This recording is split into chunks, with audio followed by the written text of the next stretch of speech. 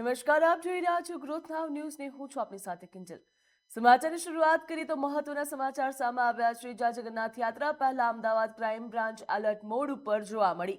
Dhaba points ઉપર crime branch દ્વારા સઘન પેટ્રોલિંગ પણ કરવામાં આવી રહ્યું છે। સંવેદનશીલ વિસ્તારોમાં ડ્રોનથી બાજ નજર રાખવામાં આવશે। જ્યાં રથયાત્રાની સુરક્ષા માટે હાઈટેક સર્વેલન્સ શરૂ થઈ ગયું છે। મહત્વનું કહી શકાય, રથયાત્રાની સુરક્ષા માટે હાઈટેક સર્વેલન્સ શરૂ કરવામાં આવ્યું। જ્યાં ડ્રોન કેમેરાથી શંકાસ્પદ હિલચાલ ઉપર નજર રાખવામાં આવશે। રથયાત્રા રૂટ અને આસપાસના વિસ્તારોમાં સઘન ચેકિંગ કરવામાં આવશે। કાયદો અને વ્યવસ્થા જાળવવા માટે સુરક્ષા વ્યવસ્થા પણ વધારવામાં આવી છે। જ્યાં રથયાત્રા રૂટને લઈને આસપાસના વિસ્તારોમાં સઘન ચેકિંગ કરવામાં આવી રહી।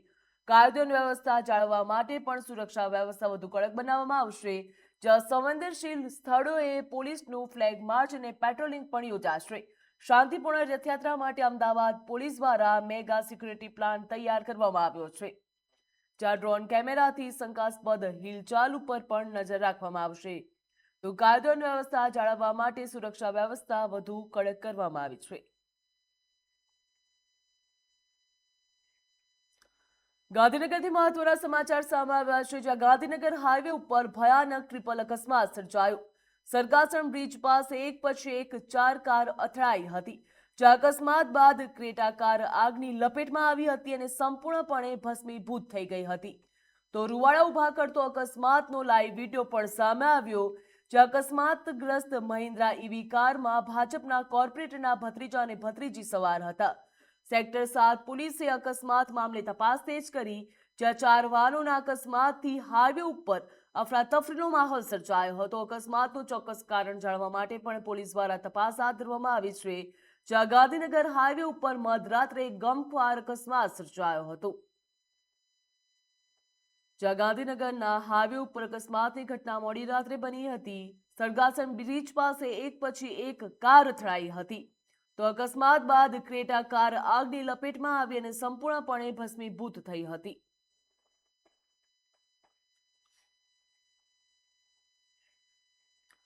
ગાંધીનગર લોકસભા ક્ષેત્રના સાંસદ અને કેન્દ્રીય ગૃહમંત્રી અમિત શાહના અધ્યક્ષસ્થાને અને નાયબ મુખ્યમંત્રી હર્ષ સંઘવીની ઉપસ્થિતિમાં ગાંધીનગર ખાતે જિલ્લા વિકાસ સમન્વય અને દેખરેખ સમિતિ દિશાની એક મહત્વપૂર્ણ બેઠક યોજાઈ।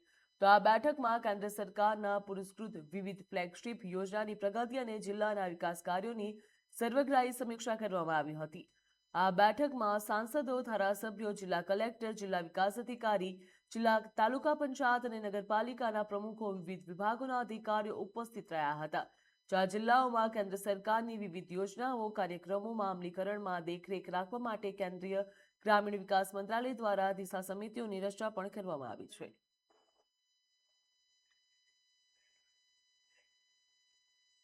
અમદાવાદ મહાનગરપાલિકાની સ્ટેન્ડિંગ કમિટીની બેઠકમાં શહેરના વિકાસ, આવાસ અને આરોગ્યને લગતા કેટલાક મહત્વપૂર્ણ નિર્ણયો લેવામાં આવ્યા।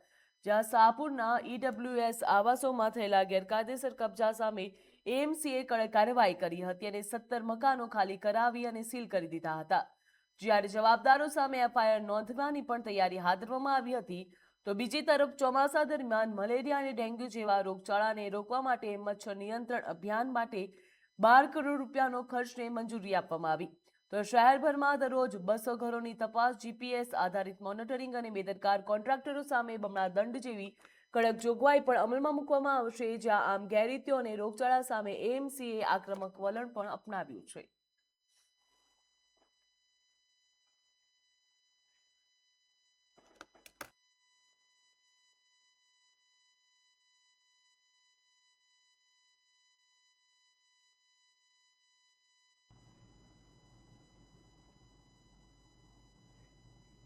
જામનગરના ખીમરાણા ગામ નજીક રૂપારેલ નદીમાં ચાલી રહેલા ગેરકાયદેસર રેતી ખનન સામે રાજકોટ રેન્જ પોલીસની ટીમે મોટી કાર્યવાહી હાથ ધરી છે। જ્યાં ચોક્કસ બાતમી અને હ્યુમન સોર્સના આધારે પાડવામાં આવેલા દરોડા દરમિયાન જેસીબી મશીન, ટ્રેક્ટર ટ્રોલી અને રેતીની ચોરીમાં સંડોવાયેલા ઇસમોને ઝડપી પાડવામાં આવ્યા। તો આ કાર્યવાહીમાં અંદાજે 1 કરોડ 2 લાખ રૂપિયાનો મુદ્દામાલ જપ્ત કરવામાં આવ્યો। પોલીસે જણાવ્યું કે સરકારની સંપત્તિ અને કુદરતી સંસાધનોને નુકસાન પહોંચાડતા તત્વો સામે આવી જ કડક કાર્યવાહી ચાલુ રહેશે। તેમજ કાર્યવાહી બાદ રેતી માફિયાઓમાં ફફડાટ પણ વ્યાપી જવા પામ્યો।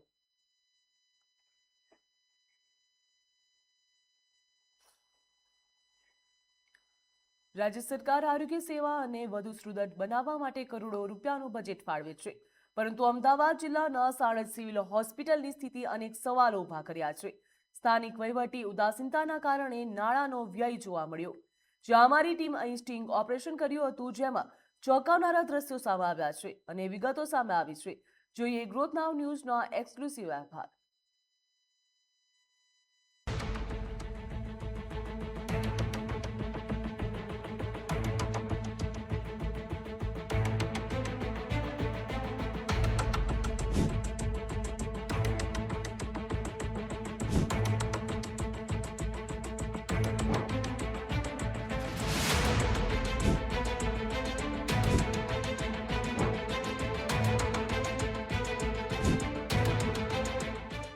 આ છે અમદાવાદ જિલ્લાના સાણંદની સિવિલ હોસ્પિટલ, જે હોસ્પિટલ લગભગ બંધ હાલતમાં જોવા મળી રહી.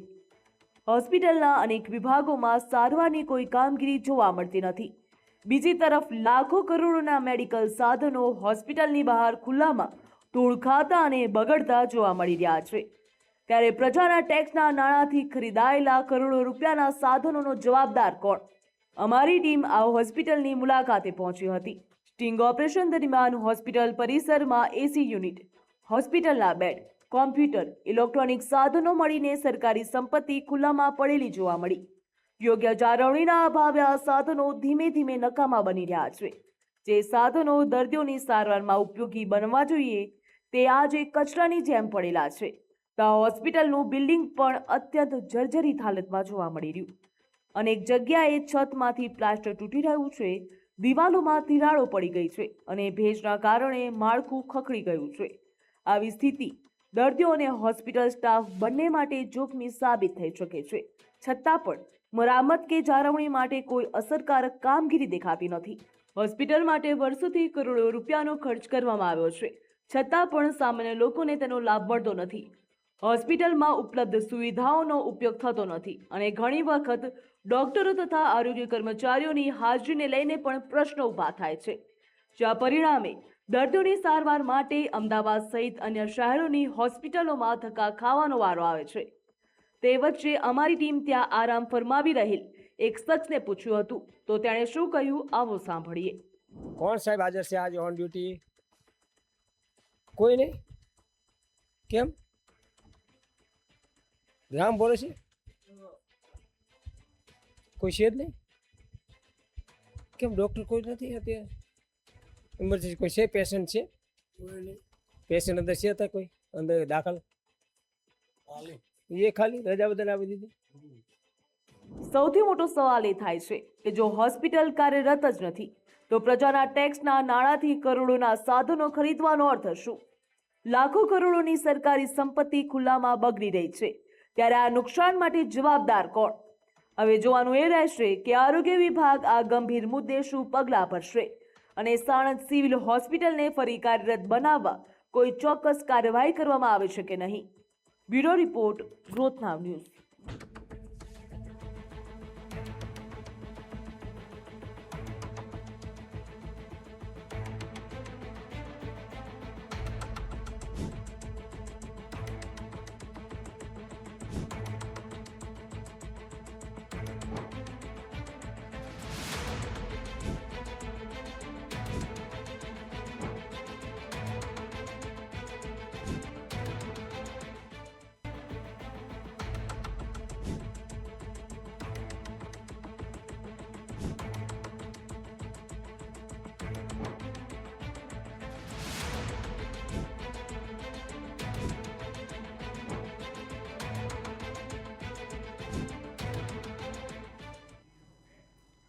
દેવભૂમિ દ્વારકા જિલ્લામાં ગેરકાયદે દારૂના વેપાર સામે એલસીબીએ મોટી સફળતા મેળવી.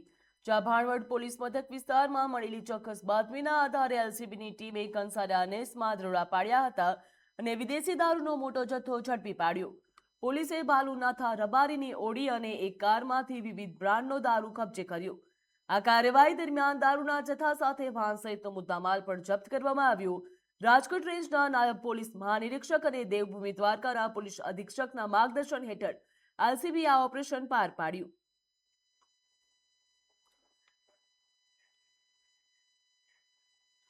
અમદાવાદમાં નશીલા પદાર્થોના કાળા કારોબાર સામે ક્રાઇમ બ્રાન્ચને વધુ એક મોટી સફળતા પ્રાપ્ત થઈ, જ્યાં ક્રાઇમ બ્રાન્ચે સતીશકુમાર મનોહરલાલ મહેતાની ધરપકડ કરી અને તેની પાસેથી અંદાજે 19.812 કિલોગ્રામ ગાંજો જપ્ત કર્યો, જેની બજાર કિંમત આશરે 9,90,000 રૂપિયા હોવાનું પોલીસે કહ્યું.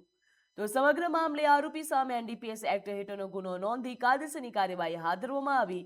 તો પોલીસ હવે ગાંજાનો જથ્થો ક્યાંથી લાવવામાં આવ્યો હતો ને તેને સપ્લાય ચેનમાં અન્ય કોણ કોણ સંડોવાયેલા છે તે દિશામાં વધુ તપાસ પણ હાથ ધરવામાં આવી છે.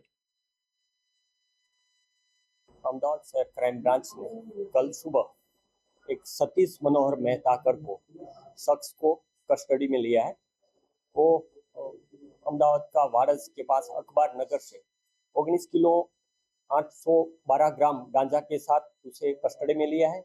उसकी कस्टडी के दरमियान पता चला है कि वो राजस्थान का कोई शख्स है, सीताराम गुर्जर, जो भीलवाड़ा से है. उसी के पास से गांजा लेके आता था और यहाँ अहमदाबाद में प्रवीण ठाकुर करके है, उसे सप्लाई कर रहा था. कल उसे कस्टडी में लेके आज रिमांड के लिए कार्यवाही चालू है. રાજકોટ જિલ્લાના ભાવદરમાં વ્યાજખોરોના કથિત ત્રાસથી કંટાળીને એક યુવા ખેડૂતે આત્મહત્યા કરી લેતા સમગ્ર પંથકમાં ચકચારી મચી જવા પામી. જ્યાં મૃતકની માતાની ફરિયાદના આધારે પોલીસે 4 વ્યાજખોરો સામે ગુનો નોંધીને તાત્કાલિક કાર્યવાહી પણ હાથ ધરી છે. પ્રાથમિક તપાસ મુજબ ખેતી માટે લીધેલી લોન અને તેના ઊંચા વ્યાજદરના ચક્રમાં ફસાયેલા ખેડૂત ઉપર આરોપીઓ દ્વારા સતત દબાણ, ધમકીઓ અને વધુ નાણાંની માંગણી કરવામાં આવતી હતી તેવા આક્ષેપ કરવામાં આવ્યા છે. જ્યાં પોલીસે 3 આરોપીઓની ધરપકડ પણ કરી લીધી છે, જ્યારે એક ફરાર આરોપીને ઝડપી પાડવા માટે તપાસ તેજ કરવામાં આવી. આ ઘટના ફરી એકવાર ગેરકાયદે વ્યાજખોરીના કાળા કારોબાર અને તેના કારણે સર્જાતા માનસિક ત્રાસ સામે ગંભીર સવાલો ઊભા કરી રહી છે. ભાયાવદર પોલીસ સ્ટેશન વિસ્તારમાં વ્યાજખોરી, ધમકી તથા આત્મહત્યાને પ્રેરણા આપવાનો ગંભીર ગુના નોંધ કરવામાં આવ્યો છે. ફરિયાદ મુજબ મૃતક રવિ ભગવાનજીભાઈ મકવાણાએ ખેતીકામ તથા અન્ય આર્થિક જરૂરિયાત માટે દેવાંગભાઈ ભાવેશભાઈ વેડા, જસ્મીનભાઈ અરવિંદભાઈ ચાવડા, મિહિરભાઈ જીતેશભાઈ ચોવટિયા તથા ઇન્દ્રજીતસિંહ ખીમસિંહ ચૌહાણ પાસેથી ઊંચા વ્યાજે નાણાં લીધા હતા. ફરિયાદ અનુસાર ઉપરોક્ત 4 આરોપી દ્વારા મૃતકને ફોન તથા રૂબરૂ ગાળો આપી, ધમકીઓ આપી તથા વ્યાજની સતત ઉઘરાણી કરવા માટે આવતી હતી. મૂળ રકમથી અને વ્યાજ કરતાં વધુ રકમ વસૂલ કરી હોવા છતાં વધુ નાણાંની માંગણી તથા જાનથી મારી નાખવાની ધમકીઓ સતત આપવામાં આવી હતી. એ ત્રાસથી મૃતક પોતાના રહેણાંક મકાન ખાતે ગળાફાંસો ખાઈ ગયા અને અન્ય સંબંધિત દસ્તાવેજોની તપાસ કરવામાં આવી રહી છે અને કાયદેસરની કાર્યવાહી હાથ ધરવામાં આવી રહી છે. સાથે જ મારો સંદેશ બીજા લોકોને પણ છે કે કોઈ પણ વ્યક્તિ. નવસારી જિલ્લામાં ઘરફોડ ચોરીને અંજામ આપતી કુખ્યાત ચડ્ડી બનિયાનધારી ટોળકી સામે એલસીબીને મોટી સફળતા પ્રાપ્ત થઈ છે. જ્યાં ટેકનિકલ સર્વેલન્સ અને બાતમીદારોની મદદથી પોલીસે એરુ વિસ્તારમાંથી ટોળકીના 3 આરોપીઓને ઝડપી પાડ્યા હતા. પોલીસે તેમની પાસેથી તાંબાની ગણપતિની મૂર્તિ, કાળા ઘડિયાળ, રોકડ તેમજ ચલણી સિક્કા અને મોબાઈલ સહિત અંદાજે 21,000 રૂપિયાનો મુદ્દામાલ કબજે કર્યો છે. તો આ કાર્યવાહી સાથે નવસારી જિલ્લાના 3 ઘરફોડ ચોરીના ગુનાઓના ભેદ પણ ઉકેલાયા છે.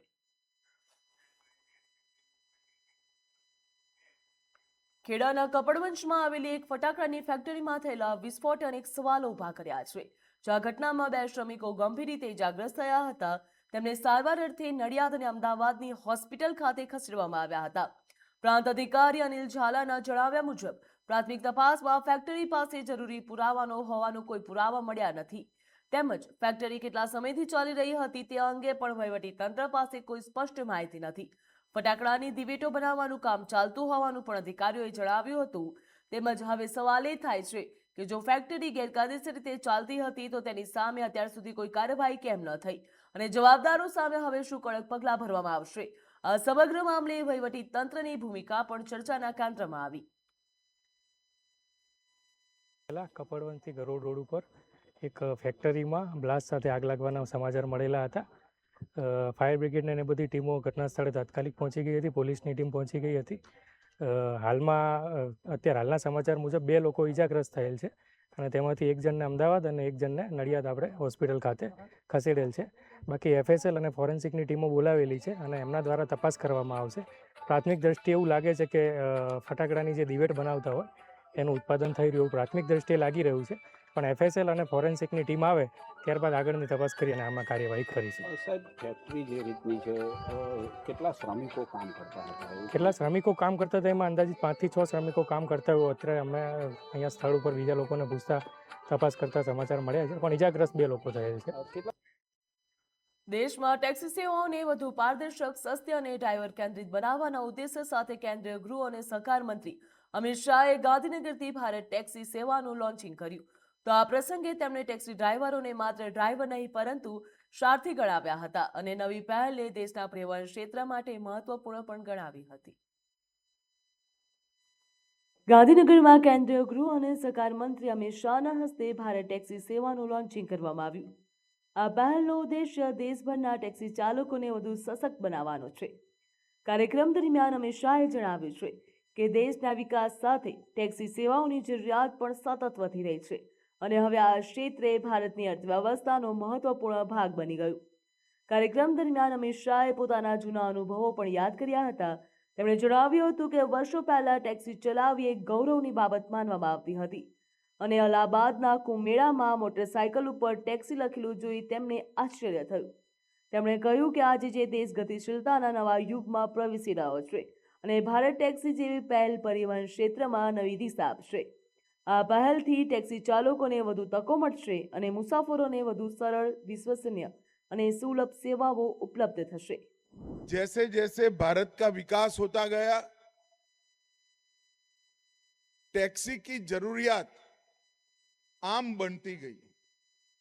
एक जमाने में टैक्सी करने वालों को बहुत बड़ी नजर से देखा जाता था. मैं 30-40 साल पहले की बात कर रहा हूं. मगर अब टैक्सी की जरूरत घर घर पहुंची है और एक प्रकार से व्याप भी, टैक्सी का विस्तार भी बहुत बड़े क्षेत्र में हुआ. टैक्सी कहते हैं, हमारे मन में 4 पहिया वाहन की कल्पना आती है. मैं कुंभ में गया था इलाहाबाद के, वहां एक मोटरसाइकिल पर टैक्सी लिखा हुआ देखा. मैंने गाड़ी रोककर उसको पूछा, भैया ये टैक्सी कैसे है? तो कि हम कुंभ में रेलवे स्टेशन से कुंभ स्थान तक मोटरसाइकिल पर ले जाते हैं, अंदर गाड़ी परमिट नहीं है, मोटरसाइकिल की परमिशन है. तो 2 पहिया वाहन भी अब टैक्सी बन चुके हैं. और गुजरात ने तो पहले से पैसों का मूल्य जाना है. गुजरात के वाहन व्यवस्था में, मोबिलिटी में रिक्शा गुजरात की मोबिलिटी का प्राण है. अब रिक्शा भी टैक्सी में कन्वर्ट हो चुकी. અમિત શાહે પોતાના સંબોધનમાં ખાનગી ટેક્સી એગ્રીગેટર કંપનીઓ અને ભારત ટેક્સીના અભિગમ વચ્ચેનો તફાવત સમજાવ્યો. તેમણે કહ્યું કે ખાનગી કંપનીઓ ટેક્સી ચલાવનારને માત્ર ડ્રાઈવર માને છે, જ્યારે ભારતની સંસ્કૃતિમાં તે સારથી છે. તેમણે ભારપૂર્વક જણાવ્યું કે આ માત્ર શબ્દો નહીં પરંતુ વિચારસરણીનો તફાવત છે અને આ નવી પહેલ ટેક્સી ચાલકોના સન્માન અને હિતને કેન્દ્રમાં રાખીને શરૂ કરવામાં આવી. तो टैक्सी का उपयोग और क्षेत्र दोनों बढ़े. बढ़ने के साथ ही अलग अलग प्रकार की कंपनियां आई और कंपनियों ने अलग अलग प्रकार के ऐप बनाकर किराए की टैक्सी के लिए, टैक्सी के वो लोग ड्राइवर कहते हैं, मैं सारथी कहता हूं. दोनों में कंसेप्ट का अंतर यही है. वो सारथी को ड्राइवर मानते हैं, हम ड्राइवर को सारथी मानते हैं. ये दोनों सेवाओं के बीच का अंतर है. उन्होंने अपने मुनाफे के लिए ढेर सारे सारथियों का, टैक्सी उपयोग करने वाले नागरिकों का शोषण किया. अलग अलग प्रकार की ढेर सारी कंप्लेंट्स आती गई. कहीं ड्राइवर के मुनाफे में से कमीशन ले लेते थे, कभी की कई दिनों तक मुनाफा, किराया उन तक पहुंचता ही नहीं था. ભારત ટેક્સીના લોન્ચિંગ સાથે કેન્દ્ર સરકારે પરિવહન ક્ષેત્રમાં ડ્રાઈવરો કલ્યાણ અને મુસાફરોને વધુ સુલભ સેવા આપવાની દિશામાં એક મહત્વપૂર્ણ પગલું ભર્યું. હવે આ પહેલ દેશભરમાં કેટલા અસરકારક રીતે અમલમાં આવે છે, ટેક્સી ચાલકોને કેટલો સીધો લાભ મળે છે અને મુસાફરો માટે કેટલો સસ્તો તથા વિશ્વસનીય વિકલ્પ સાબિત થશે. બ્યુરો રિપોર્ટ, ગ્રોથ નાવ ન્યૂઝ. જામનગરમાં ફૂડ ડિલિવરીને લઈને ચોંકાવનારો મામલો સામે આવ્યો, જ્યાં દિગ્જામ સર્કલ નજીક આવેલી સાઇટ્સ હોટલમાંથી ઝોમેટો મારફતે મંગાવવામાં આવેલા વેજ પાસ્તાની જગ્યાએ મહિલા ગ્રાહકને નોનવેજ પાસ્તા ડિલિવરી કરવામાં આવી હતી. તો આક્ષેપ કરવામાં આવ્યા છે ગ્રાહકે પોતાની ધાર્મિક લાગણી દુભાઈ હોવાના જણાવી મનપાની ફૂડ શાખામાં ફરિયાદ નોંધાવી હતી, જ્યાં ફરિયાદના આધારે ફૂડ વિભાગે તપાસ પણ હાથ ધરી હતી અને કાર્યવાહી હાથ ધરી હતી. તપાસ દરમિયાન હોટલ મેનેજમેન્ટ તરફથી ઓર્ડર પ્રક્રિયામાં ભૂલ થઈ હોવાનું સ્વીકારવામાં આવ્યું. ત્યારબાદ મનપાના ફૂડ વિભાગે હોટલને 10,000 રૂપિયાનો દંડ ફટકાર્યો હતો અને આ સાથે જ ભવિષ્યમાં બેદરકારી ન થાય તે માટે હોટલ સંચાલકને નોટિસ પણ પાઠવી હતી અને તકેદારી રાખવા સૂચના પણ આપી હતી. હવે ગઈકાલે રાત્રે મારા બેને ઓર્ડર કર્યો હતો અહીંયાથી વેજ પાસ્તાનો, હોટલ લાઇમ ટ્રી. હવે ત્યાંથી અમને ઝોમેટોમાં ઓર્ડર આવ્યો ને એમાં નીકળ્યું નોનવેજ પાસ્તા. હવે મારું કહેવાનું એ થાય છે કે આપણે આટલી મોટી હોટલમાંથી જમવાનું મગાવવાનું ને કારણ શું છે કે ભાઈ આપણી સેફટી રહે, જમવાનું સારું મળે. હવે એના માટે થઈને આપણે અહીંયાથી ઓર્ડર કરીએ અને બિલમાં અમારે જે આવ્યું ને એ વેજ પાસ્તાનું આવ્યું અને નીકળ્યું એમાં નોનવેજ પાસ્તા. હવે આમાં આપણે હિન્દુ તરીકે ધાર્મિક લાગણી દુભાઈ છે, કારણ કે આપણે અત્યાર સુધી જીવનમાં કોઈ દિવસ નોનવેજ અડ્યું બી નથી અને આપણે અત્યારના નોનવેજ મોકલાયું ઘરમાં આપણે અત્યાર સુધી કોઈ દી એન્ટ્રી નથી. હવે મારો કહેવાનો મતલબ એ છે કે આવું કદાચ આની પહેલા ઘણી વખત થયું હોય, કોઈ બોલ્યું ન હોય, પણ મારે એવું છે કે અત્યારના આપણો આ ધર્મ ભ્રષ્ટ થયો હોય એવું જ કહેવાય. હવે એના માટે આ છે ને ચલાવી ન લેવાય.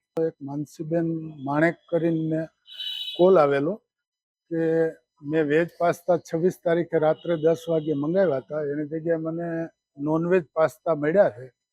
તો મેં કીધું કાંઈ વાંધો નહીં, મને ફોટોગ્રાફ્સ ને ઝોમેટો ઓર્ડરની કોપી ને એ બધું મોકલો, પછી જોઈ લઈએ. તો રૂબરૂ સ્થળ ઉપર અત્યારે સાઇટ્રસ હોટલ દિગ્જામ સર્કલ પાસે આવેલી છે, ત્યાંથી બેને મંગાવેલો. રૂબરૂ તપાસ કરી તો મેનેજરશ્રી એવું સ્વીકાર્યું કે ભાઈ અમારી કદાચ માનવીય ભૂલ હોઈ શકે, કોઈ ફૂડ ખરાબ કે એવું નથી, પણ વેજની જગ્યાએ નોનવેજનું પાર્સલ એમને ત્યાં મોકલાવાઈ ગયેલું અને એ ભૂલ સ્વીકારવી અને આવી સામાન્ય ભૂલને કારણે લોકોની ધાર્મિક લાગણી દુભાય એવા કૃત્ય સામે જામનગર મહાનગરપાલિકા ખાતે અત્યારે 10,000 રૂપિયા સોલિડ વેસ્ટ શાખાના શ્રી ચૌહાણ સાહેબ સાથે રાખી અને પેનલ્ટી વસૂલ કરવામાં આવી છે, તેમજ નોટિસ પાઠવી અને ભવિષ્યમાં આવી કોઈ ભૂલ ન થાય એ અંગે યોગ્ય તકેદારી રાખવા સૂચનાઓ આપવામાં આવેલ છે. સુરતના નાસિરનગર ડિમોલેશન મામલે સુરત મ્યુનિસિપલ કોર્પોરેશન હાલ એક્શનમાં આવી, જ્યાં ડિમોલેશનની કાર્યવાહી બાદ ઘરવિહોણા બનેલા અસરગ્રસ્ત પરિવારો માટે મનપાએ તાત્કાલિક વૈકલ્પિક રહેવાની વ્યવસ્થા ઊભી કરી છે.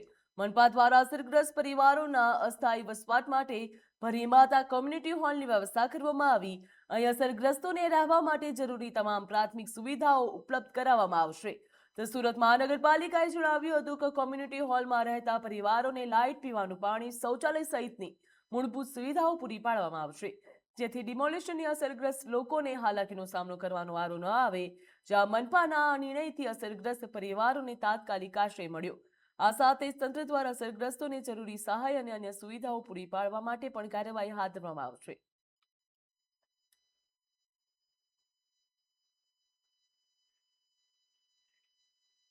હા, સમાચારમાં બસ આટલું જ. વધુ માહિતી અને સમાચાર માટે આપ જોતા રહો ગ્રોથ નાવ ન્યૂઝ. નમસ્કાર.